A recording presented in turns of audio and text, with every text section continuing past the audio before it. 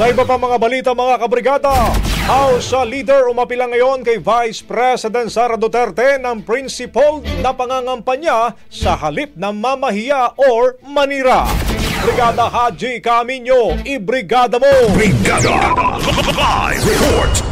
Nanawagan si House Assistant Majority Leader Zia Alonto Adyong kay Vice President Sara Duterte na tigilan na ang Anyay Shame Campaign laban sa mga kandidato ng administrasyon kabilang na ang ilang kongresista. Kasunod dito ng sunod-sunod na banat ni VP Sara sa ilang mga mambabatas at kandidato tulad ni na Congressman Benny Abante, Joel Chua at Rolando Valeriano. Ayon kay Adyong, dapat ibalik ng lahat ng political leaders ang pagiging disente at pagkakaroon ng dignidad sa pangangampanya.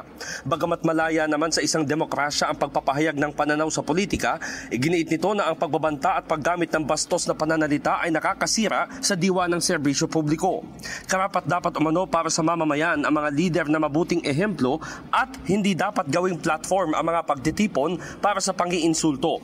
Punto pa ni Adyong, sa bawat salitang binibitawan ng mga lider ay may bigat at epekto at sa bawat mura at pananakot at nawawala ang tiwala ng publiko. Dagdag pa ng House Leader, ang mga kampanya sa halalan ay hindi ginagamit sa paghihiganti kundi isang oportunidad para maglatag ng mga adhikain para sa kinabukasan ng bansa. Nanonood umano ang mga kabataan at namang naririnig nila mula sa mga pinuno ng bayan ay nagiging pamantayan. In the heart of changing lives, ako si Brigada Haji Camino ng 105.1 Brigada News FM Manila, The Music and News Authority. Brigada Balita Nationwide. Ang bahaging ito ay hatid sa atin ng Guard C Plus with Zinc Capsule. Always protektado ang kalusugan.